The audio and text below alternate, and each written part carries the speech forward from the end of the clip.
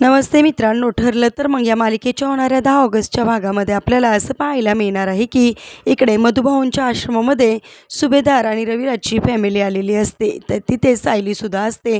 त्या क्षणी अन्नपूर्णा आजी सायलीला असं म्हणतात की आम्ही फार चुकलो, आम्हाला माफ कर, आत्तापर्यंत आम्ही तुला चुकीचं समजलं असं म्हणून तिला सॉरी म्हणत असलेलं लेटर देतात।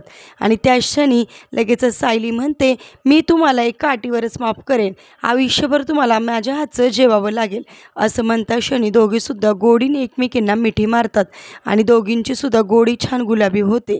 आणि त्यानंतर इकडे प्रतिमा मधुभाऊंच्या आश्रमामध्ये असणाऱ्या किचनमध्ये जाते। किचनमध्ये तिला एक चित्र दिसतं, त्या चित्राकडे ती बघतच बसते आणि म्हणते, असं चित्र माझी तन्वी काढायची। आणि त्यानंतर लगेचच इकडे प्रतिमाचं बोलणं सगळं काही मधुभाऊ ऐकतात आणि मधुभाऊ ते चित्र कुणी काढलं आहे त्यासाठी ड्रॉइंग बुक चेक करतात।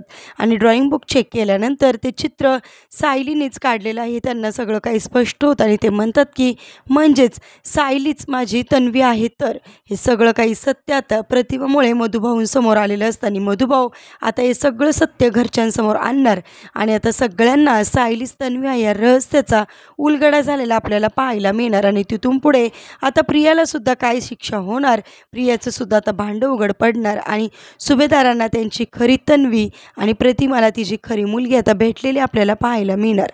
असेच मालिकेच्या पुढील अपडेटसाठी रंजक मराठी चॅनलला नक्की सबस्क्राईब करा। थँक्यू।